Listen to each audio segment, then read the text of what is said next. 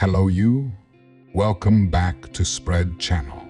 This is today's story. I will be your narrator and I will guide you through its details.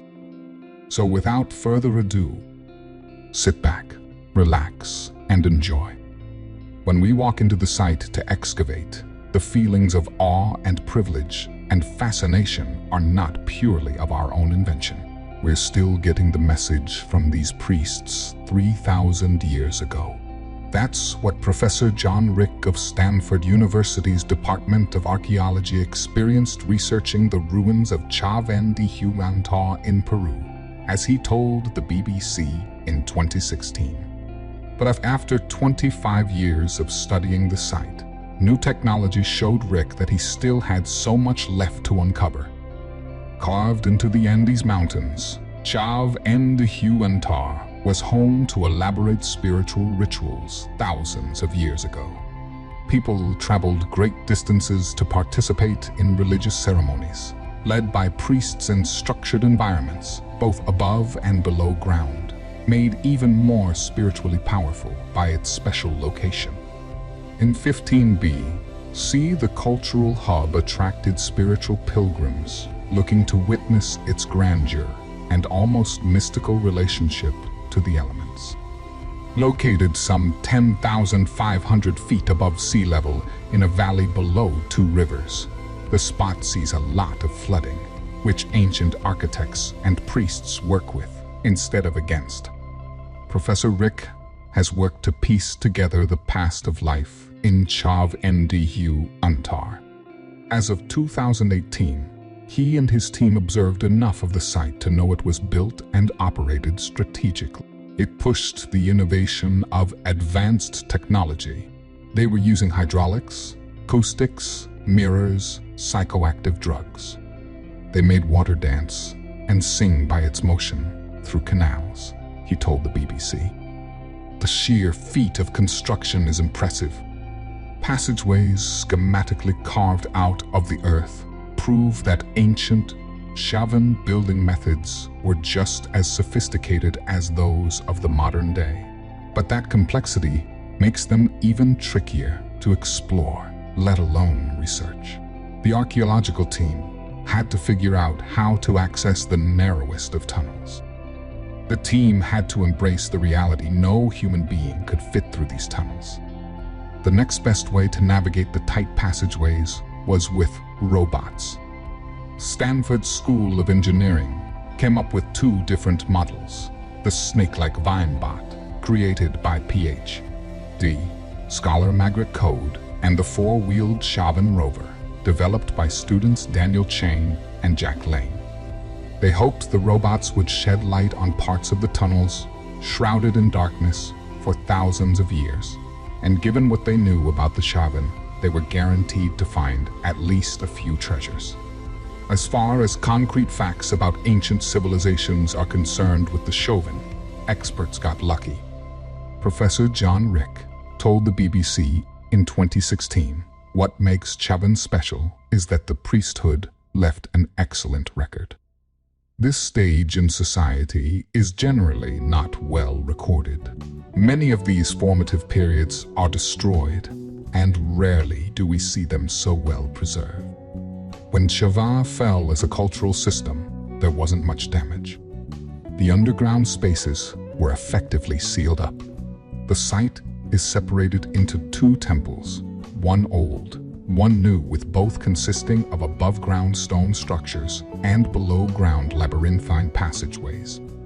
Statues of human-animal hybrid creatures decorate the landscape, though most prominent is the 15-foot-tall deity Lan's End that stands in Old Temple. From what experts can tell, there's a groove in Lan's End's head meant to receive poured liquids, presumably blood offerings.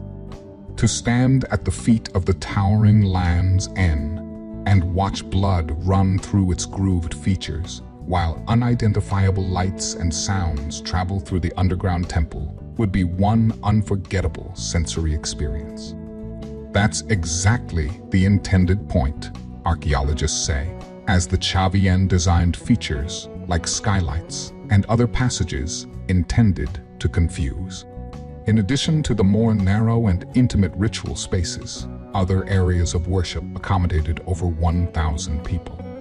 Professor Rick compares the practices of the Chavin to certain cult tactics. Journeys of pilgrims to the religious center were punctuated by music and hallucinogenic drugs. A number of the plants are taken as snuffs. It's very irritating. We have representations of mucus flow, wide staring eyes, and other features like pain, which can be matched with drug users still using these drugs in the Amazon basin, Rick explained. In fact, the Chavin culture had a very unique relationship with these substances. Even more fascinatingly, researchers pinpointed the kind of drug states the Chavin people experienced. In the BBC interview, Rick said, they were credibility drugs. They're not the most extreme where you're completely out of your world. The users weren't catatonic. You live with them and become more impressionable.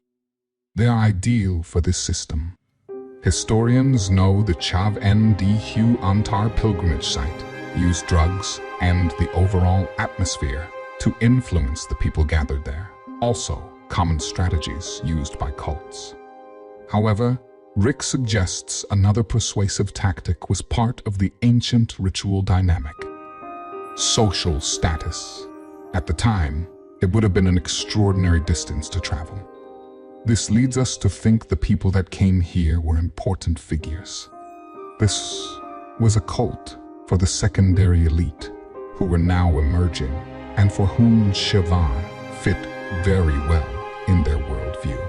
Rick said in a BBC interview, the most generous gift givers might have been granted access to the centermost underground chambers. And what happened in there? Well, that's what the research team aimed to find out. The only problem was getting into those difficult-to-reach spaces and gathering evidence without destroying anything. It was up to the robots to investigate those out-of-reach tunnels and crevices.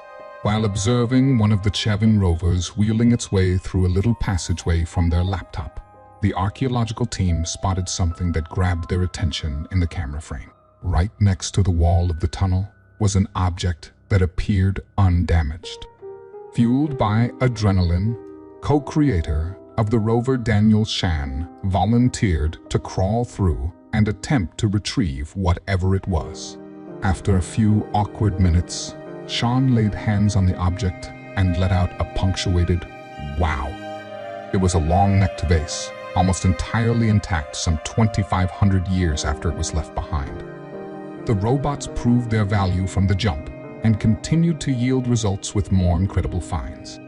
Combing the 36 tunnels they'd managed to map up to that up, they made the landmark discovery for which researchers at Chavin Antar always hope.